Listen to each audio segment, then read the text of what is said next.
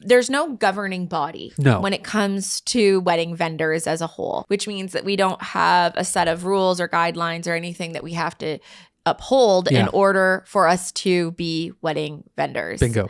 I don't think that there should need to be a governing body. Governing bodies exist generally because somebody screwed something up somewhere along the way. Here we are. And you're listening to the Shoot Your Shot podcast with Lindsay and Tim. It is here. We are finally talking about it. If you are a photographer in Ontario, probably across Canada, if you saw the news, you've heard of this photographer. Her name's Jacqueline Poole, who ghosted a bunch of clients, who essentially scammed a lot of people allegedly scammed a lot of people out of a lot of money, out of photos, out of their entire wedding photography experience. Yeah. And we first heard about it on the news. Yeah. Another wedding planner friend of ours sent it to us and said, have you guys heard about this? Yeah. Then it started just rolling in. Like, have you heard about this? You know, your clients are reaching out. Have you seen this person? Do you know anything about this? A lot of word of mouth too. A lot of people who like work in the industry who've reached out to me personally, like, hey, do you know about this? Like family members too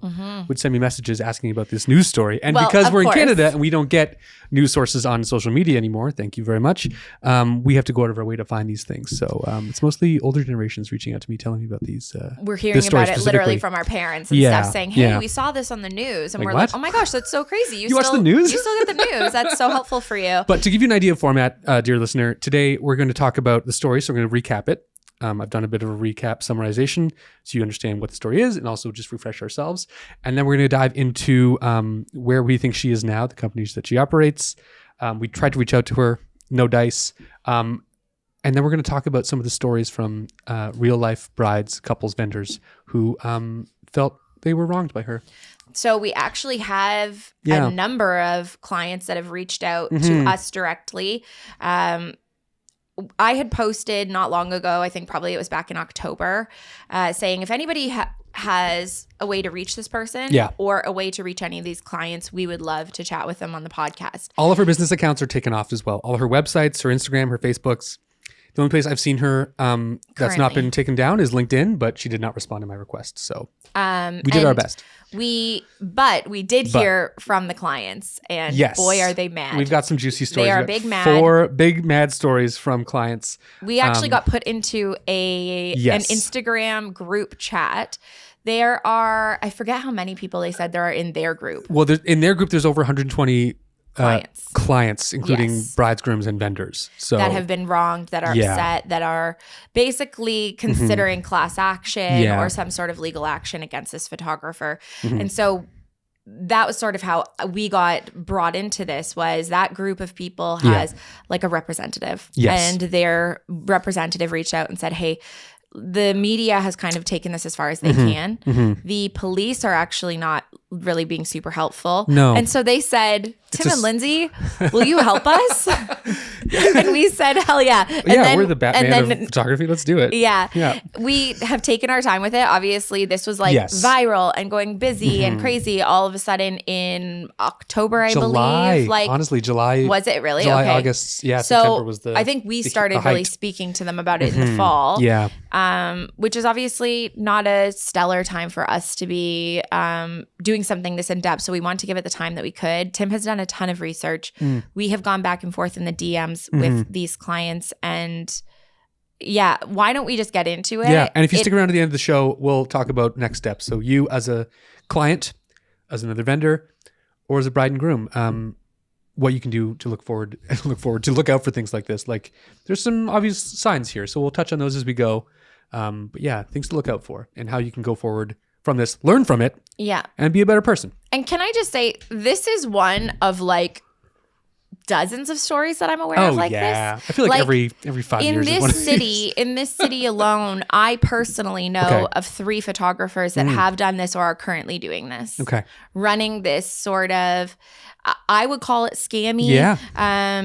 Way of running a business where you offer a service to a client, you set up an expectation to a client, and you have no intention of ever delivering on that. That's where I would call it a scam. Yeah. It's one thing if you put it out there, you disappoint some people because you had no idea how hard this job is, or you had no idea how challenging it would be to actually follow through on things. Bingo. But the line here, and I think why this has upset so many people, is that this is not just a person who, took a bunch of deposits and then got sick, from what we're hearing. Well, let's get into it. We'll do the recap of the story. But all I'm going to say about that is that this is a really common theme. So although you may hear this and think we're just like, this is about one person, this is about a much bigger thing in the photography industry that I think we need to start talking about more publicly and continue talking about more publicly, because from a photographer's perspective, this sucks. Yeah. And from a client's perspective, this sucks. This sucks. So we just agree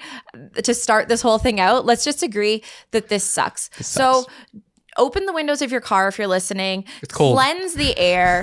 Just be prepared for this to suck a little bit. Tim and I will bring in as much levity into this as we can, but truthfully, this sucks. So that's what the title of this episode is going to be. This sucks. This sucks. Let's get into it. Let's get into it. So for a recap, this is a photo here of Jacqueline Poole. If you're watching us on YouTube, you can see her face. If you're, just listening, pull over. This was pulled from CTV News. Yes, this is a photo that they pulled from her Instagram, which is now no bueno.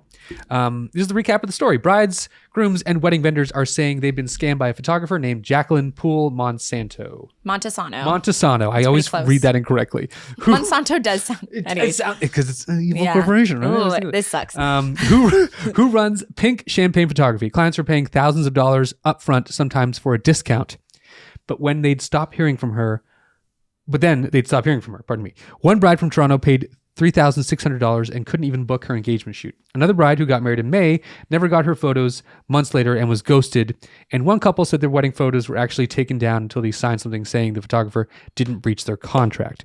Vendors are claiming she owes over $30,000 for their services, and one photographer said she's personally out $3,600. Jacqueline has said health issues are to blame, and her lawyer confirmed she's dealing with physical and mental health challenges. But for these couples and vendors, it's left them scrambling, some right before their weddings and others trying to get paid for the work they've already done. Yeah. So if you're confused why vendors are owed, there's second photographers that were hired. There's videographers that were hired. Yes. There are associate photographers that were hired. Correct. It seems as though, maybe here's my 30,000 foot perspective on how we got here, how the fuck this happened. Because I was hearing about it and I was like, literally how? Yeah. How do you get here? How do you get to the point where you are collectively wrecking people for probably six figures? Yeah. Okay. Yeah. You have taken tens of thousands of dollars in bookings, and intentionally maybe booked yourself multiple dates, whatever that is. Yeah.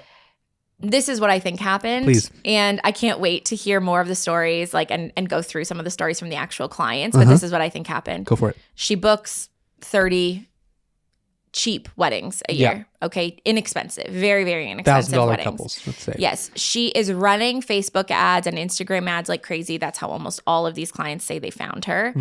And what I think is probably going on is that she is constantly chasing her tail. It's kind of like a Ponzi scheme. Okay. So she is taking the deposits to cover past debts. Yes. She already owed vendors, second photographers, associates for weddings that they helped her out with in the past. Yes. Maybe they only helped her out with 2 last year. Then she needs help with 10. Yeah. Then she needs help with 15. This woman is honestly a marketing genius, because holy shit, how do you continue to get bookings? And getting the number of bookings that she is getting? She actually, what she should be doing is selling an Instagram and Facebook ads course, because she has successfully gotten a number of clients. And sure, some of them are people that truly could not afford anything else. And maybe they had seen some red flags and they were like, well, we're going to go with this girl. She seems pretty good. And honestly, I will give her flowers where they are due. Yeah. Her work is not bad. I'm not going so far as to say it's exceptional. It's she's actually been in the game quite for good. 8 years. It's been a long time she's been doing this. You can see the progression of her photos and the editing style over time, but her stuff is good. People look. Her stuff is good. Great. Yeah. Yes, her engagement photos are good. Yes. Her family photos are good. She's lovely. done branding photos. She does wedding photos. She is a good photographer at taking the pictures. Bad at business. But we have obviously seen, Tim and I, that there are many things that go into running a business Yes. that are not just photography related. Mm-hmm. And so, Tim, why don't we talk more about the many layers? Because this is another theme that we see in scammy photographers. Please. They never just have one business name, and No. it's never their own name. So Jacqueline Poole has 3 that I could find online that are currently or were currently active. One of them is the Pink Champagne Photography, which is what all the news sources are running as her main business. And majority, I think, people who were scammed by her under this. That's the contract that they had, yeah. And then you also have Champagne Productions and Champagne and Lavender. So those are the 3 names I could find online that Jacqueline Poole is associated with when it comes to a photography business.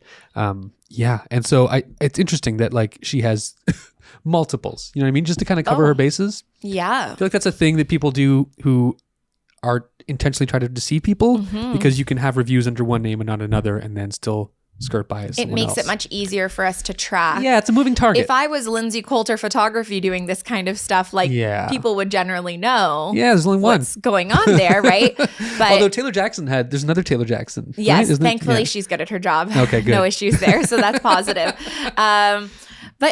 And actually, there is a Lindsay Coulter Photography. Somebody just sent me her on Instagram. Said, "Hey, I think that this person is like pretending to be you because they're in this province." But I was like, "Well, they're not. That's literally their name." Where are they? Are they? They're in Ontario. They're not in the area though. Oh, they must feel bad. They spell their name differently. Coultier? No, I think it's SEY. I forget. Oh, okay. Her work is good. Thankfully, it's nothing like mine, so that's quite helpful. But there is something to the putting your name behind something, the production side of things, right? Like if you say like Champagne Productions, Pink Champagne Photography, Champagne and Lavender. Yeah. By removing your name from it, it gives you a couple of things. One of them is it gives you the ability to run an associate business, which is what Jacqueline has been doing here, very obviously. Yes. So when she can and when she's doing well and when she has the time and the capacity, she is shooting these weddings and engagement sessions and shoots. She is doing that. Yes. It doesn't seem like she was doing that well. No. Because it's not. Here's the thing, actually, you and I were just talking about last week, Tim. Please, hit me. How do you feel about people that run associate businesses and can't actually do the job that they're selling? Like, so Jacqueline is not a videographer from what I'm aware of. No. But offers videography services. Yes. Thoughts are, I personally would never farm out something I couldn't do myself in the off chance that I would need to cover that. So if you're running an associate business, this is my feeling on it. And I do run an associate business technically through the DTK Chapel. Couples come in, they want to book a photographer for their wedding package that corresponds. They're like, oh, cool, check a box. Tim's coming. Fantastic. If it's not me, it's someone else. Someone else I trust. I have a list of 4 photographers who I work with who are like, hey, you guys are on deck, just so you know. If something comes up and I need to travel to be there, I'll do it. But the idea that you run a associate business where you're taking dates before you have a photographer assigned to that date scares the shit out of me.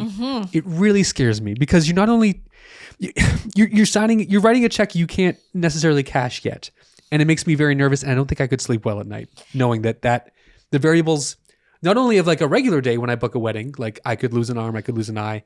Tornadoes could happen. Like there's a multitude of things that could happen. But when you're relying on other people to do a job that you've essentially double booked yourself for as an associate photography running person, it just scares me, dude. It's not for me. I can't do it. I agree. It's scary. Right? I agree to an extent. Listen, okay. I agree to an extent. Yeah. As a photographer who does not do video personally, like, sure, could I whip together a wedding video? I'm absolutely positive that I could. No, you totally could. Could. Yeah. Would it be what someone maybe has paid for? No. Well, right? Well, so here's the thing. This is where the Ponzi scheme comes in. Okay. Because I could. It will just be freaking expensive. Yeah. Right? Because, okay, say... And we don't do this. Tim and I, we work together almost every weekend throughout our busy season. And we don't operate like this. We have talked about operating like this. We have gone so far as creating packages together. We have done all these things.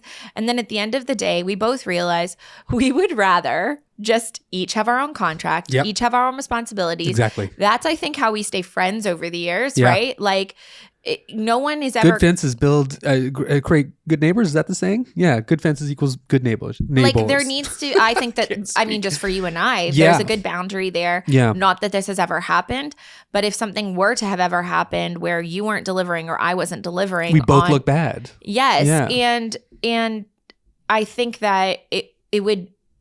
It's not just that you look bad, because obviously I think, okay, so use the example of you refer me for photography with a client and I don't hold up my end of the bargain. Yeah.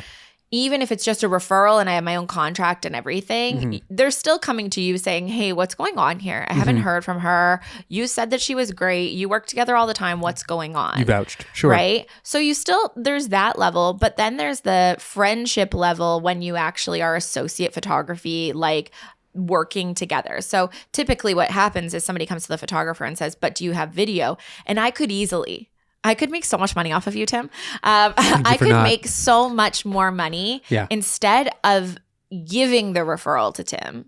And this goes both ways. Tim refers me all the time. But instead of giving the referral to each other, we'd say, absolutely, I have an in-house videographer, whoever, right? Yeah. And they're going to show, and then you show them a body of work that doesn't belong to you because it's not your work, right?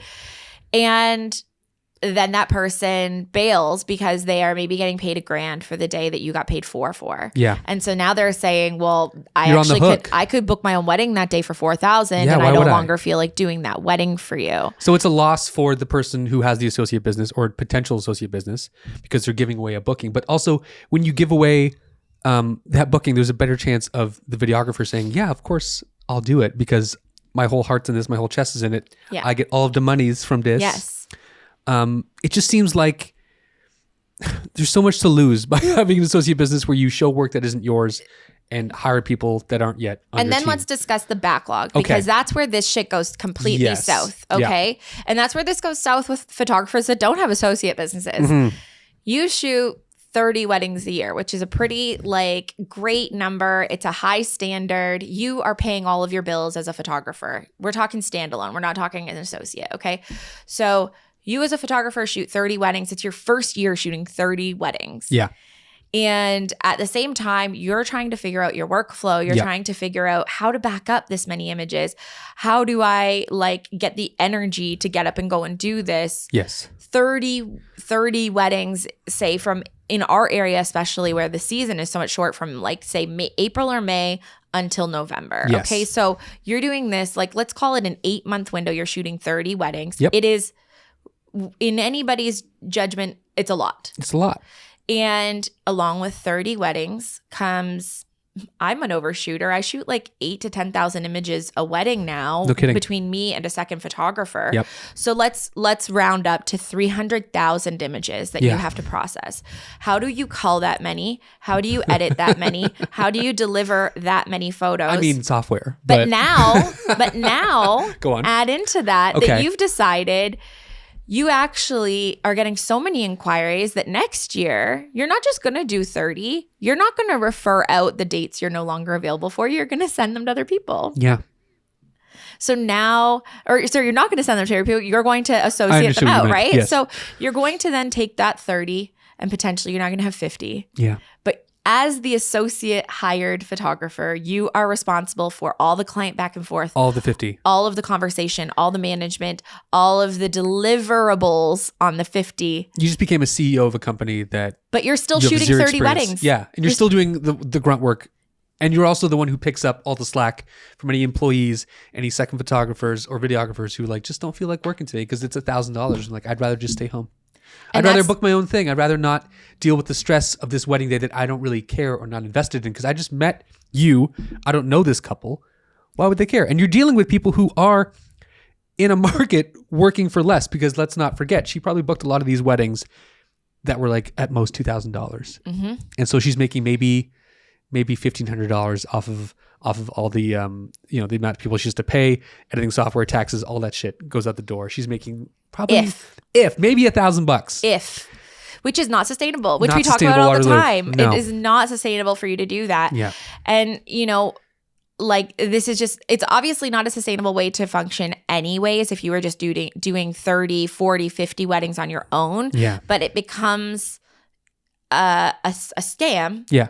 Once you know that you've taken bookings that you actually have no intention of ever doing yourself. The other thing that I just want to say is I actually don't know if when people booked Jacqueline, if they thought they were getting an associate photographer or not. Right. So that's one thing I don't know. That's something I get asked quite a bit. Yes. Is it you showing up on the day? And 100% of the time, yes, it is And I me. think that that's a fair question to ask. It's much more obvious when it's literally our names. Yeah. I still get people asking though. It's a common thing. I think people are just used to the idea of associate photographers. A lot of their friends are like, working and with there's larger companies companies. that do it really, really well, right? Totally. Like Mango Studios in Toronto will forever be sort of the pinnacle of like an associate or like a firm. Yeah. Okay, so like you go to a lawyer and you need a lawyer. They're like, here's a lawyer, right? And it's they personalize it on their website. You'll see the 4 or 5 photographers for whatever season that is. They do a photo shoot. They work They're all full-time sitting there like, hey, we're the photographers. One of us is your person. Yes, so, they work full time there. Yeah. It's not like they're just trying to find a photographer the month before your wedding, right? Yeah. So there's a right way and a wrong way to do this, and I feel like she, based on our ideas and our thoughts and our speculations, did it the wrong way. Where it was a bit of a Ponzi scheme. She was stealing from Peter to pay Paul. Yeah, a little bit, and that got her into a whirlwind of trouble. And it do be catching up, and I can't wait to hear some of the responses from the people, because honestly, like the messages that we received were what really like hurt our hearts, because obviously we saw the news, we saw what people were posting on their own social media, but people really like hold back because they don't want to be associated necessarily with this kind of trauma. Yeah. The other thing that I think really is sad about something like this is not that just you are associated with it. Your wedding and your memories of your wedding will always be associated with this trauma. I know. And that's, I think, the biggest thing that really hurts me. So shitty. Yeah. Like whenever I hear about this, I will always help people out if I can. Like I've had to, one time I literally drove to a guy's house. Okay. And because I knew where he, a photographer slash videographer that ghosted his clients. I know this story. In this area in our city. Yes. He ghosted his clients, and I had been messaging him. The bride had been messaging him, and I had been messaging him saying, hey, she obviously had been reaching out for a long time. She never heard back from him. Again, another person that did have significant mental health problems. This is not like a joke. It's not like he's citing mental health, and that's not true. He did have mental health problems. Yeah. And because of those mental health issues, he could not bring himself to edit and deliver the work that was owed to this client. Right. So I said, I'll do it. Get me the drive and I'll do it. I would rather do that than have you associate this like black mark on your wedding forever. Yeah. And I literally went to his house and I talked to his mom, and I didn't get the drive, but eventually he did give the drive up. Yeah. And that's what makes me sad, truly, is that's when we realize that, sure, we are service providers. We offer it's a business. Yeah. But at the end of the day, it's like very emotional for people, and your wedding is something you will hopefully never forget. And this goes back to the thesis of the episode. This sucks. This is shitty for everyone. Because not only that couple going forward has a black mark on their wedding day, but anyone who asks them about their wedding day coming up in the years, months, days leading up to and after, it's just going to be no bueno. It's not a good memory. And then they refer no one good. Everyone associated just has like a really shitty time. It's the entire industry that suffers when shit like this goes down, which is why I wasn't offering to help edit this woman's photos because out of the goodness of my heart, I just had so much time on my hands. I wanted to edit the photos. No, you wanted to make sure that it's that I wanted you to realize like there are those of us out here that know how to run a business. And we care. Like, and I genuinely want your day to be a good thing. So, and I don't want all your stories about this. So when her next 5 friends get engaged, she says, watch out for wedding photographers. They're all scammers. They're scam artists. Because they know one person. And honestly, if I know this many, we know that other people and these clients, they all hear from each other. Oh, maybe that was my photographer. And then they find out it wasn't even. No. There's so many of them. So let us get into the first story from one of these dear clients. These are stories from the personal chat that we've been chatting with brides and grooms and vendors on through Instagram. You can see our Instagram here. I pulled them from the chats we had back and forth. Let's just get into it. I hired Jacqueline Poole-Montesano in July 2023 for my wedding in April 19th, 2024. I found her through an Instagram ad that showcased attractive packages, including a discount. When I received her email contract, the upfront payment was given even lower than the advertised price, which seemed like a great deal at the time. After hiring her, there wasn't much communication until February 2024, when I realized we still needed to schedule our engagement photos. I tried reaching out to her multiple times via email with no response, so I texted her. She eventually responded with a link to book the engagement session. We paid extra to have her travel from Barrie to Milton for the shoot. The engagement session went well, and we received the photos 2 weeks before the wedding. In the weeks leading up to the wedding, I tried several times to coordinate a shot list and day of timeline with her, but it never happened. On the wedding day, she arrived at the hotel room, but spent most of her time sitting on the bed. She left before the ceremony, leaving the second shooter and videographer without any guidance. After the ceremony, I asked the team where she went, as I had paid for a package that included 2 photographers and a videographer. After the wedding, I reached out in June and July 2024 to get an update on my pictures. After sending a second email, she responded saying the delivery timeline was 4 months per the contract. It was actually 3 months, and that she has a life, quote unquote. Around this time, I discovered a post on Wedding Wire about her, which led me to connect with other brides who had similar experiences. Our group started with just 15 members and now has grown to 120. At the end of August, I received 903 photos. Unfortunately, most were poorly shot with bad angles, lighting, or other issues. Key moments from the day were missing, including our first dance, speeches, reception photos, and the portraits of my husband and me taken at the end of the night. In September, while reviewing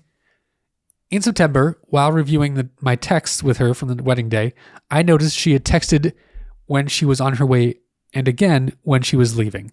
I regret not catching this sooner and saying something on the day, but it seems like this was her pattern with many clients. She often didn't stay for hours paid for, only showing up for a couple of hours or arriving late, drinking and mingling. My goal now is to seek justice and accountability. I also believe there's so much room for better enforcement when it comes to vendor practices. It's far too easy for people like this to operate, and I worry this will become more common. Bride G. Sarmiento. One of the things that they pointed out, that she pointed out in her statement, is that she wishes that there was something that was more enforceable here. Yeah. And this is something we have talked about, Tim, before, is that, wedding photography specifically, there is like the PPA, the Professional Photographers Association. Yes. There are groups that you can join. You and I aren't part of any of these groups. And I would say that we're probably pretty trustworthy.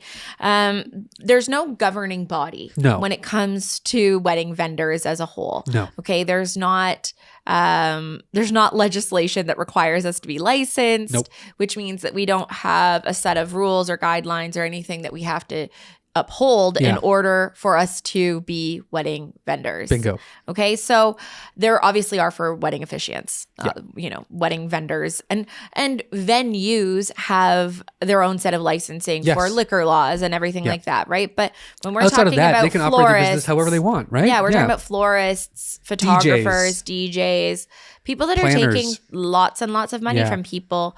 There is no governing body. No. I don't think that there should need to be a governing body. Governing bodies exist generally because somebody screwed something up somewhere along the way. Here we are. and now people are looking out for things. And wow, what an absolute trip that must have been for you. I'm so sorry. So your wedding was in April 2024. Correct. And she was hired a year prior, right? So one of the interesting things that we heard at the very beginning of this is that she was offered a discount to pay up front in full. Yes. Which is common. Personally, it's common here. It is a huge red flag for me. Big time. Because for me as a photographer, my prices are my prices for a reason. What would be the reason why a photographer would want to have money taken up front is because currently they are cash poor. Yes. Okay. Expedite that the would process. be the only reason is because they actually don't have any money and they need the money now. That should be spooky. Or they're trying to fill dates. They're like, I only have so many dates left. Let's just fill these in the calendar, right? But this you instance, could do that without getting paid up front, Tim. Without getting paid up front, you could offer not a discount. If you're a shady human being. Yeah, you could get paid up front. Yeah. Like you can offer a discount to book this right now. That's something I do. That's totally fine. You can offer a discount to book this yesterday, basically. Mm-hmm. The discount should probably not come if you pay somebody in full. Yeah. And the scary thing is I have had clients say to me, well, we feel uncomfortable paying you entirely before the wedding because then we have no repercussion. We have nothing to hold over you if you don't deliver our photos, which is true. And there is some trust in any business relationship. And generally when somebody says something like that to me, I just tell them like, well, like, you can look at my reviews. Yeah. There's lots out there. Also, what are you afraid of? And and if you're afraid that I'm not going to show up on your wedding day, like, do you have the same fear for your DJ, for your florist, for your venue? Yeah. For your officiant? Because you might just be a fearful person, and that's fine. But there has to be a level of trust, like Lindsay said. Yeah. So working with businesses. I do understand for these clients, they will probably never pay somebody up front ever again. That would be my guess, is that they will probably be very, very gun shy about putting that kind of money up. And one thing I do want to clarify that earlier I said these are all cheap bookings. Some of these people paid still probably $5,000 or $6,000 because they were getting 2 photographers and a videographer. Yeah. What I mean by a cheap booking is that she as a photographer was very price driven. Yeah. Right? Like people obviously they went to her because they liked her work, they liked her style and all of that. But the reason is for most of them, that most of them say, she offered me a hell of a deal that I could not get anywhere else. Too good of a deal. Too good of a deal. Let's get to the next one. I found Jacqueline Poole-Montesano on Instagram and loved her photography style. The photos she had posted captured exactly the vibe I was looking for. I reached out to her and booked her in June 2023 for my June 22nd, 2024 wedding. I agreed to her contract and paid the deposit right away. After that, communication was sparse for quite a while. As my wedding date approached, I sent her the remaining balance 1 month prior as outlined in the contract. I received no confirmation or acknowledgement of the payment until I followed up multiple times. Eventually, she confirmed she had received it. I figured it was wedding season and she must be busy. As the wedding drew closer, she still hadn't reached out to discuss the itinerary, so I messaged her to start that conversation. Communication with her was inconsistent at best. She would take days to respond, often with excuses. She asked me to send details via text, which is weird. I mean, I don't know about you, but we talked about this before in the podcast. The look on my face when you just switched back to that video because I was just literally staring, reading this, like shaking my head.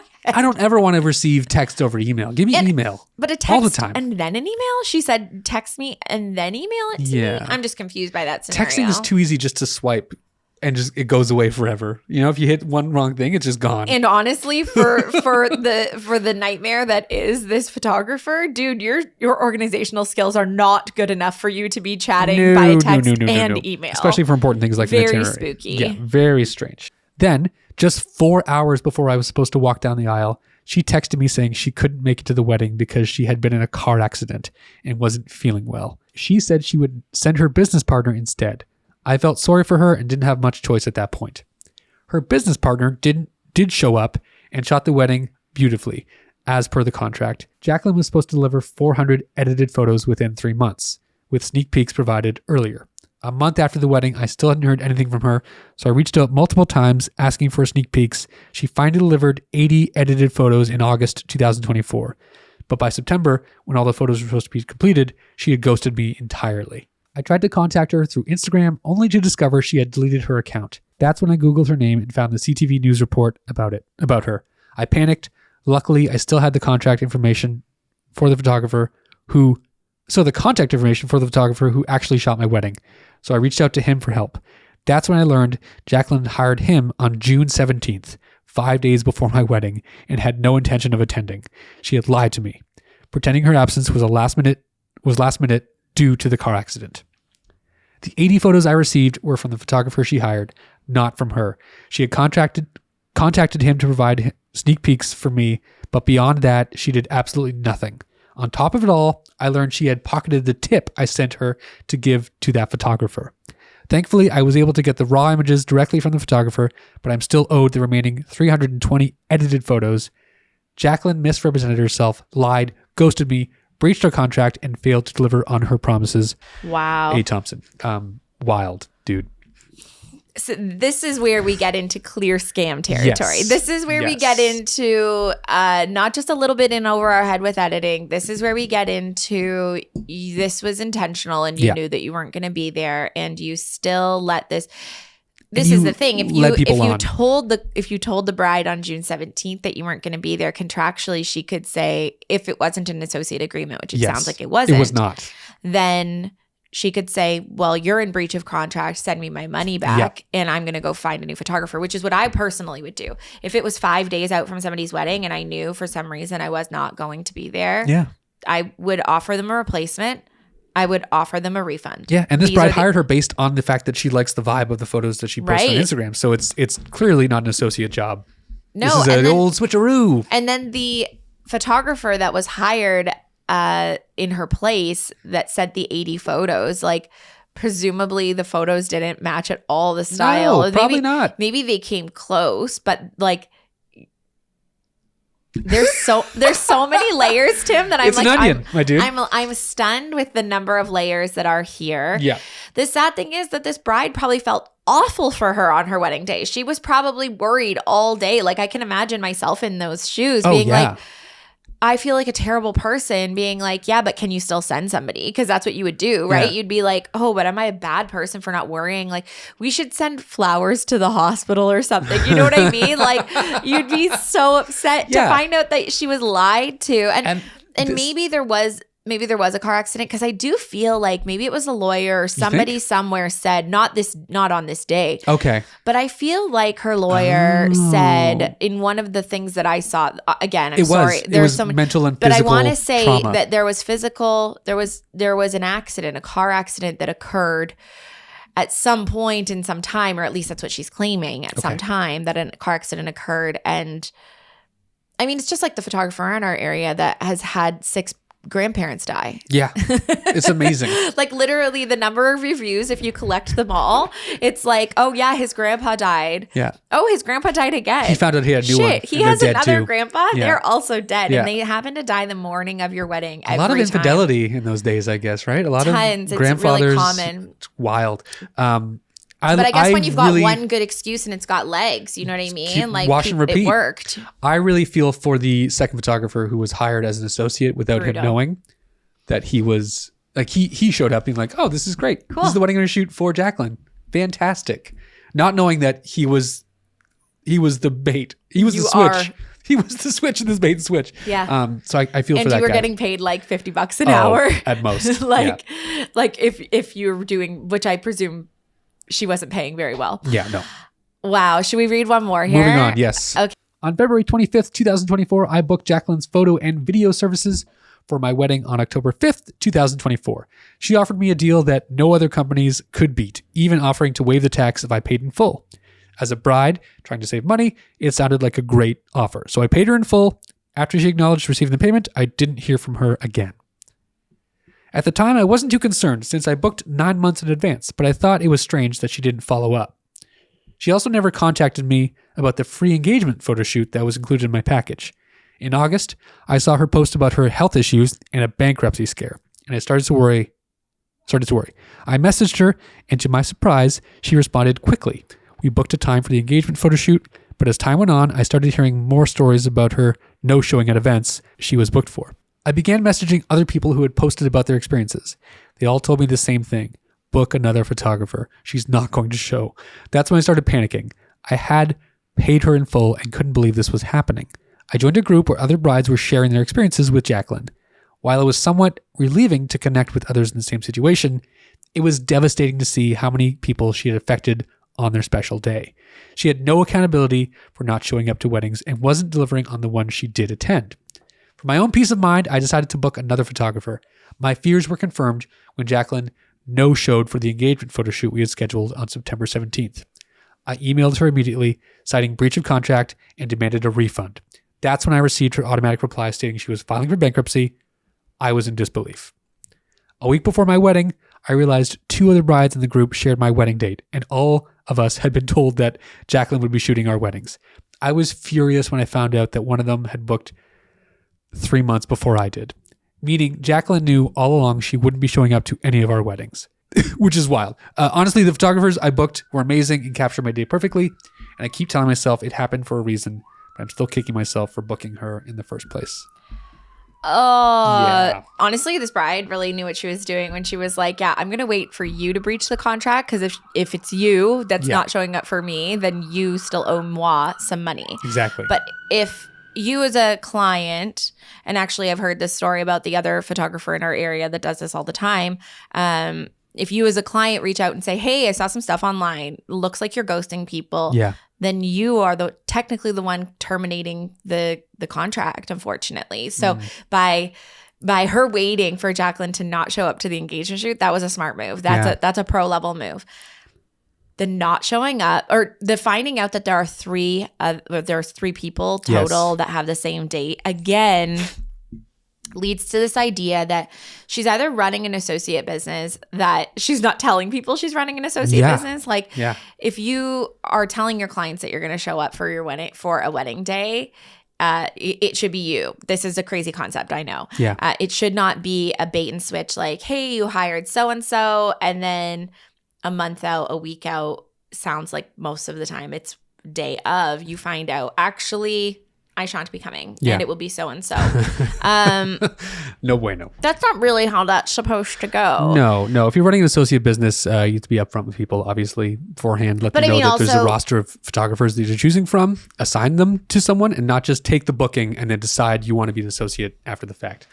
And you would have that first wedding would come in, you would book it. You would say, I'm shooting that wedding. Great, me. And then the next two weddings that come in, you would say, I am not personally available, but my team is, and they're fantastic. And that would be fine. Maybe this client would have been like, sounds good. Sounds good. I think that I just want it covered. I want someone who shoots like you under your umbrella, and let's do it. And maybe that would have been okay. But the post I want to refer to that she's talking about in this thing. So she talks about a Facebook post that Jacqueline made. Yeah. And I wish that we had it for you. Unfortunately, I don't think we do. No, but the post from my own memory, Jacqueline, feel free to come on over here and correct anything we get wrong. But the post from my memory was basically her saying, there's a group of brides that are trying to destroy my business. And it was so victim centered and so victim or like of herself being the victim. Yeah. It was so much like, these people have too high of expectations and you're all crazy. And the fact that we saw it in that one response that she made to the bride saying, well, I have a life. Yeah. Well, of course we all have lives, but we're all supposed to still deliver on the contracts that we have in place. Yes. But the post that she made was like, the slander that I'm receiving online and the hate that I'm receiving online is going to cause me to have to close my business and file for bankruptcy. Yes. The interesting part with the bankruptcy comment being brought up here is that she used to work as a debt collector. Yes. And then she also worked at a debt solvency agency. Yes. So she's very well versed in how to walk away from your responsibilities. Yes. Very well versed. Very aware. And this is not to throw shade at people who genuinely have to file for bankruptcy at all. Like, I think that banks are super predatory and that's how that shit happens. But this is not that person. No. This person got herself into that scenario. Yes. Intentionally. Yes. And I have no doubt that she has mental health problems, and I have no doubt that she has physical ailments. Fuck, if I was screwing over hundreds of people every single day, I would probably be in a mental hospital. Absolutely. Yeah. And rightly so. Yeah. You would be hospitalized. I personally would be hospitalized. Submit yourself in. If I was fucking people over. And chicken and egg scenario, I couldn't tell you which one came first. We'll never know. I have to believe that there had to be some serious mental health issues at play before all of this started coming off the tracks. This. Yeah. I have to believe that, because I have to believe that people are inherently good and want to be good and want to do good things. That's just for my own sanity. If I believe that they're all evil, it's not going to feel very nice. But we have one more story. Let's read one more here. My experience with Jacqueline was a little different in that I think we started out with good intentions. When we began our contract, I booked her for her biggest package, which I believe was around $5,000. This included 2,000 edited photos, a 30-minute video, 12 to 13 hours of coverage, and one to two highlight reels. Both of my events were only about 6 to 7 hours, so I suggested splitting the package into two, and she asked for an additional $600, which I agreed to. About a month before my wedding, I had my engagement shoot in Barrie, and she was super friendly and professional. She delivered 50 to 60 high-quality shots just as promised before my wedding, which I used. On the wedding day, she and her contracted vendors were all super polite and pleasant. She mostly hung back during my pre-wedding event, the Mendy, and didn't shoot much, but her second shooter did a great job, so I wasn't too concerned. During the reception, she came to my hotel to do our pre-reception shoot, and she did a great job there too. She even picked up Chick-fil-A for us as a pre-reception snack, which was a nice touch. However, when she delivered the full reception photos by January, I noticed that the majority of the Mendy photos were missing. I had been late providing the audio for the video editing, so I didn't think much of that first. Jacqueline assured me that the remaining photos would come and even convinced me to pay $1,200 more to upgrade the video from 30 minutes to 90 minutes. But shortly after, I found myself going through the longest goose chase of my life. I continued to message her politely and kindly for updates, but her responses became more infrequent and stressed. After a while, she stopped responding to messages on Instagram or WhatsApp, where we used to communicate regularly.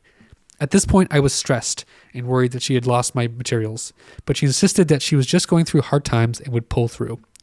I tried to be patient, giving her more grace since she had been kind to me at the start, but at the end of August, I couldn't wait any longer, so I sent her a direct and stern email.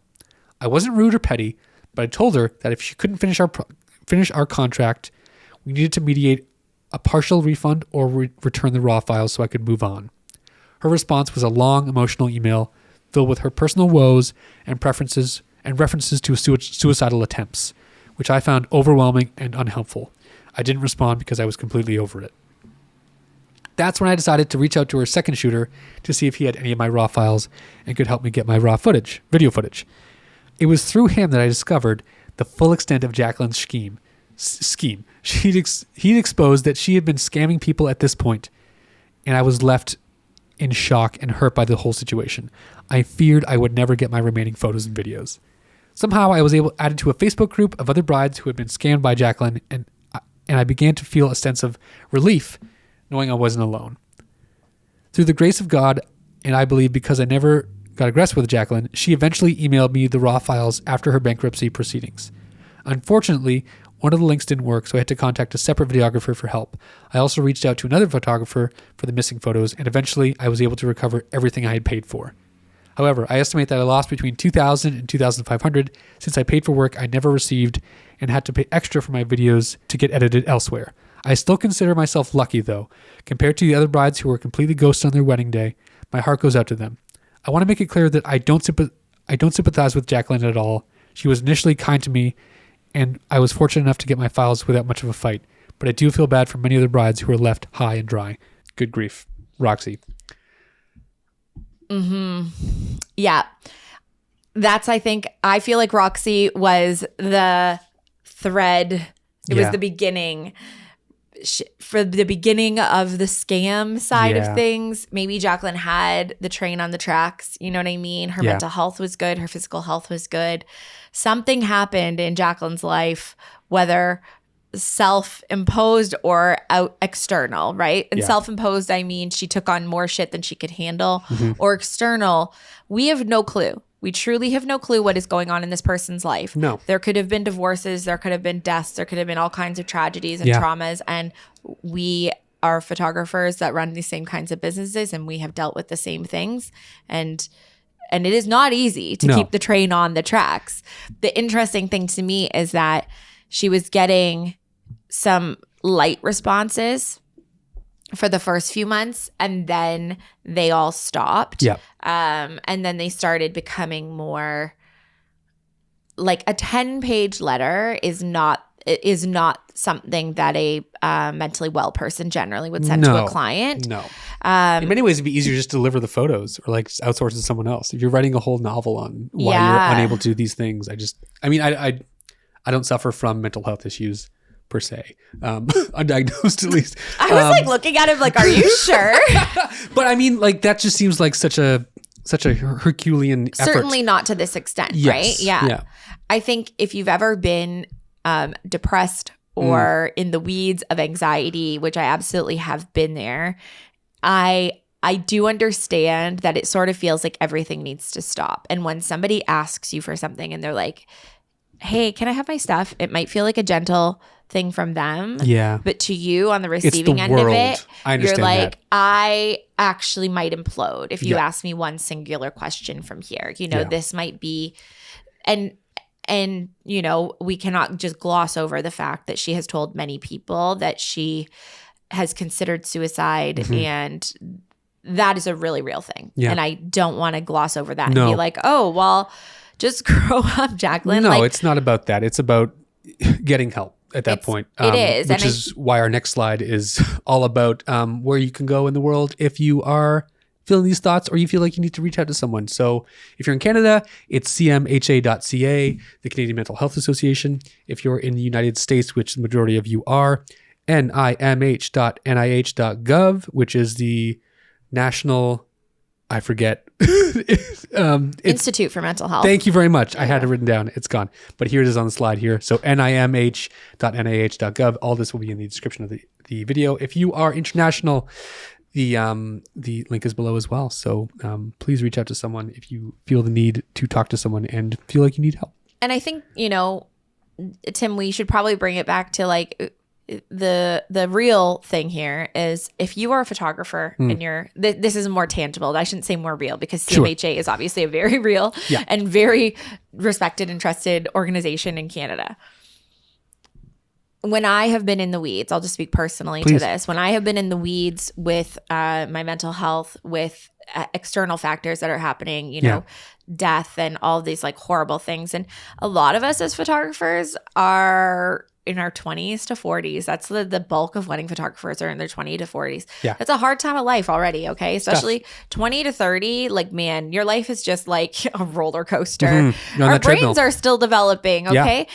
And then you go from being maybe a high school or university student into real life and real money and real responsibilities and real expectations. Yes. You go from making maybe at your previous job $50,000 to now potentially making $100,000+. Yes. Sounds lovely. The responsibilities of that are obviously massive, and the weight when your anxiety and mental health is bad is huge. Yeah. So what I want to say is that, of course, these organizations are there, but the number one thing that I think that people can do is to reach out to each other in the community. Your personal network. Yeah. Right? Yeah. Reach out to people in your personal network. Reach out to Tim and I. Send us a message.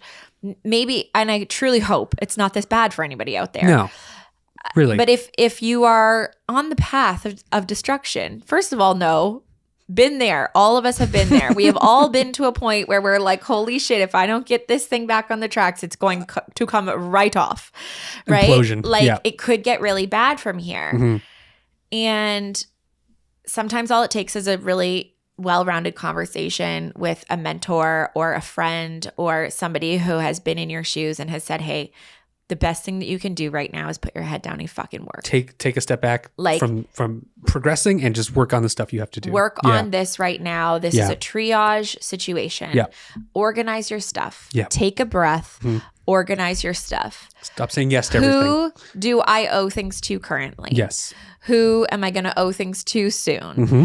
Who am I cool with taking a break on for a little bit who can wait, Who right? can wait, yes. right? Triage your work.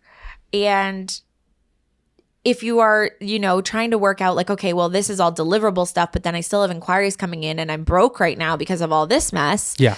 And because my mental health is a mess, take the money. If you have the date available and you know that future you, because you're going to manage all this, is going to be in a better place to take the next bookings next year. Yeah. And then work on your systems. Like, I know there is nothing sexy about talking about a spreadsheet, man. I really like them though. But like a spreadsheet with your client's name, the date, the booking, the contract, the people you maybe need to hire for those days. The dates of delivery. The delivery date for previews, for sneak peeks, the delivery dates for final things. It is so important. Follow-ups. And we don't say this because we're selling I don't have a spreadsheet to sell you. Listen, it's not a cool thing. I'll send it to you. I've said this before. I will send it to you if you want it.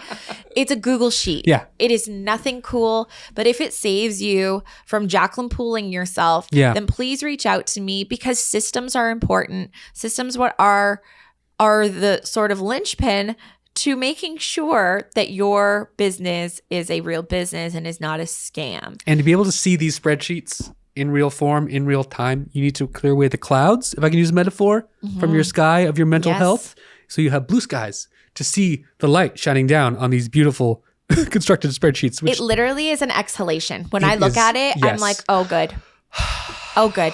I can see the tracks. The train is still moving, but at I know I haven't understand. double booked anybody. Yes. I know what's coming in the next month, 6 months, year. I know that there is money coming in. Yeah. I know what it's going to look like. I have a vision. It also gives you the ability to know when to say no to more work coming in. It gives you the ability to say, actually, I have a crazy month coming up. Yeah. Perhaps I should take a look at my schedule and see where I'm going to add in some yoga, or I'm going to add in some time off, and just say, I'm going to plan this thing out a little. Look at your calendar coming up, your spreadsheet for the year, and say, oh my God, I should run an associate business. Maybe I should get that going in a way that's intentional, transparent, ethical. Let your couples know this is happening. It's great. And you're excited about it. And that's okay. That's okay. totally fine. Totally fine.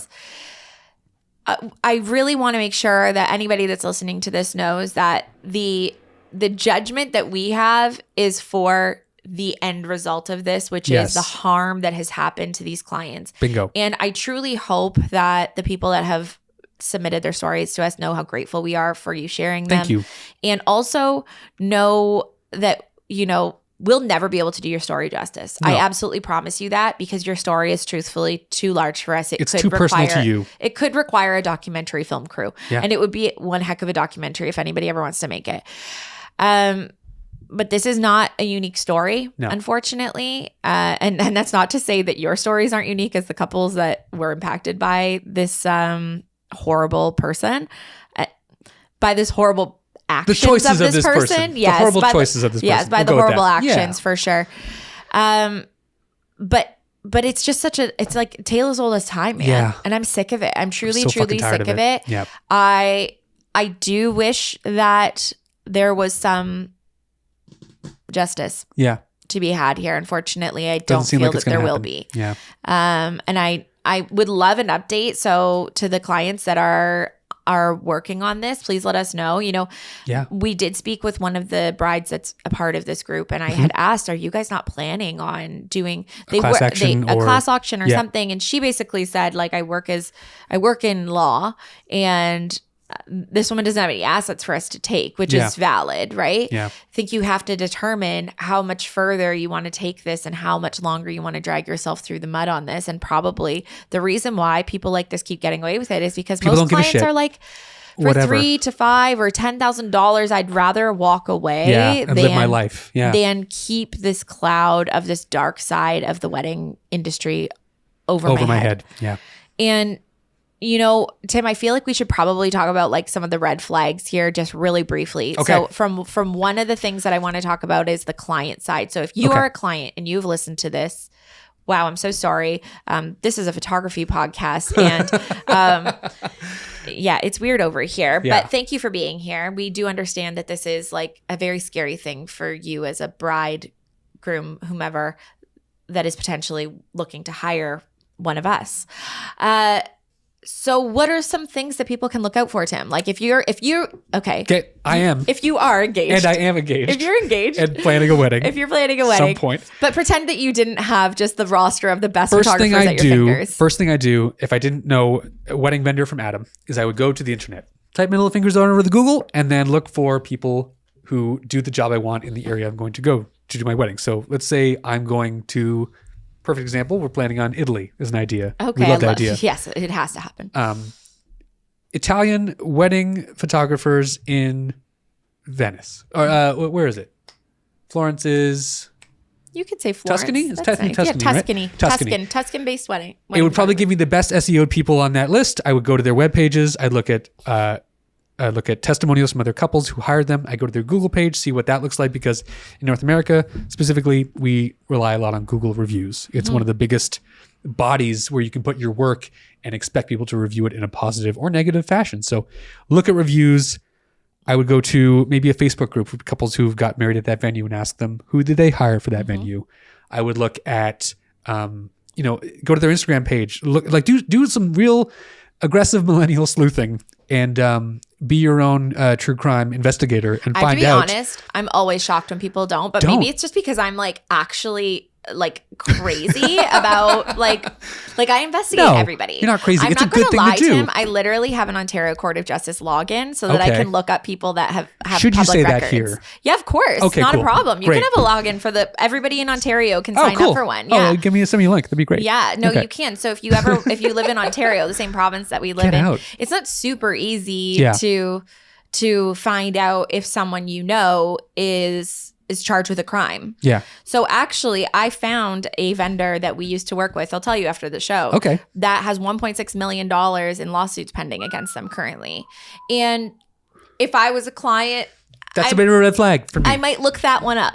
I might look it up. So red that's flag. a bright red flag. So yeah, look online, look for reviews, look You for people's don't have to past get a court of experiences, justice. right? You don't have to get a court of justice login to do that sleuthing, but literally just if you go to their reviews and they have 80 and 30 of them are horrible, Yeah. it's not a person to hire. I don't give a shit how big of a discount they're offering. The same way you're buying things on Amazon, you see like a 4.9 rating or whatever, go into the comments of those ratings. And if it's like basic English, a lot of the times it's usually a bot from another country that's like people in these rooms have been paid to write these fucking bullshit reviews just to amp up the rating, right? So and sometimes there are lots of positive reviews that are not necessarily real. So yeah, you have to unfortunately do a little bit more sleuthing. Yeah. Unfortunately, in this scenario, Jacqueline has a lot of really good reviews that are real people that are currently still leaving her good reviews, which is wild. That being said, she does have a 3.8. On one of her businesses. On one of them. One of their businesses. The rest have been publicly taken listed. down. So you can only imagine how good those ones were. Reach out. Second thing I do is I reach out to people who worked with them before and like just ask them flat out, how was your experience working with this person? Typically, they'll say good things, hopefully for the most part. Yeah. And that's a great way you can just do your own research and like and it's find real possible they're stories. going to say, oh, like we loved them, we wished that they were, a bit more responsive or whatever. Like one of the things that I thought was interesting is somebody said we had to reach out to them we had to reach out to Jacqueline to book our engagement shoot. Yeah. I'm not reaching out to my clients to book their engagement shoots, right? So it's interesting the things that our clients potentially might see as like call them like orange flags. Yeah. Like it's not quite red, but it's getting like is that not a good thing? I'm not quite sure. Right? I feel like based on these couples, I could be wrong, but they reached out to them because they were not told they had to reach out. They were not. They were probably not communicated with at all after the booking was taken. They took their money and then they were like, bye. You and I are like, hey, we'll connect later about your engagement session. Reach out when closer to your date. Like we'll pick a month, like July or August, and we'll do it then. Right? So there's a lack of communication. There's a lack of expectation setting, obviously, that comes from I don't know what, just chaos, pure chaos is what this feels like. But yeah, the number one thing is look at these reviews, ask other vendors, hire a wedding planner. If you're totally unsure, hire a wedding planner, especially if you're getting married in an area that you're not from. And you might like within this area, people just have heard things, right? You've just heard stories enough times that most people know. At the same time though, once a year, I still get a booking from a client that has booked that person that we shall not name in our town that has been doing this for quite a long time and continuing to book new clients. And someone will still come to me and say, yeah, we knew it was a bad idea, but we liked his work. And his work is good. Yeah. They'll say, we liked his work. We looked past the red flags because we were excited. And now, lo and behold, he has, in fact, ghosted us just like everybody else, right? So sometimes you just do be fucking around and find it out. And if you have $8,000 you want to fuck around and find out with, by all means, come on over. Let's talk about how to not be this person. I know we've talked about spreadsheets. We've talked about whatever. But if you're a photographer and you're feeling like, my processes are all over the place and I'm one bad month away from becoming a Jacqueline Poole. Get aligned. Yeah. What do you do, Tim? Because you're pretty organized for like a guy that's pretty busy. I rely heavily on a CRM. I just switched over from Pixie Set to Focal, not a sponsor, but probably should be. Lachlan, talk to us. Focal is a fantastic website building software platform service for photographers who just want to sell. Again, this is not an ad, but I believe in them wholeheartedly. You've been with them for a while. Taylor's been with them for a while. Yeah, I think we legally have to say that I own you stock own? in the company. Yeah, that's owners okay. of the company. Yeah, but no, I small, like I literally resisted them, the I resisted smallest them for a amount. long time because I had all my wedding bookings, all my finances through Pixie Set through their CRM, and I want to keep things in a one bucket. Yes, you know what I mean? yeah. So all my bookings are through there. All the money I make for weddings are through there. All the questionnaires, my website was through them. I decided to switch everything over to PickTime and Focal in terms of wedding galleries and my CRM going forward. So, which is the right move, because I feel like, you know what, if you are a photographer that's interested in, like, there's been a lot of movement in the CRM world lately. Yeah. I think that personally, Focal and PickTime are like the two. That's the move personally, because they both do their things really well instead of like Pixie Set tries to just do all of it for everybody, which I think is really great for maybe beginner photographers. It is. It's a really good spot for beginners. Yeah, people that don't necessarily have that much customization that they're looking for. But if you're looking for a really dialed in website and a back end system that keeps all of your bookings organized with a calendar and a place for people to book you, and you can keep their contracts and questionnaires and all of that in one place so that your expectations between you and your client are really, really clear. Because like, we don't want the, hey, just wondering where our photos are 1 week after the wedding either. So I would really love for my clients to have a place to go a week after when look they're at their portal. When do I get my photos? Yeah. And they look and they're like, damn, I did not buy the rush post-production, I guess. Is it too late?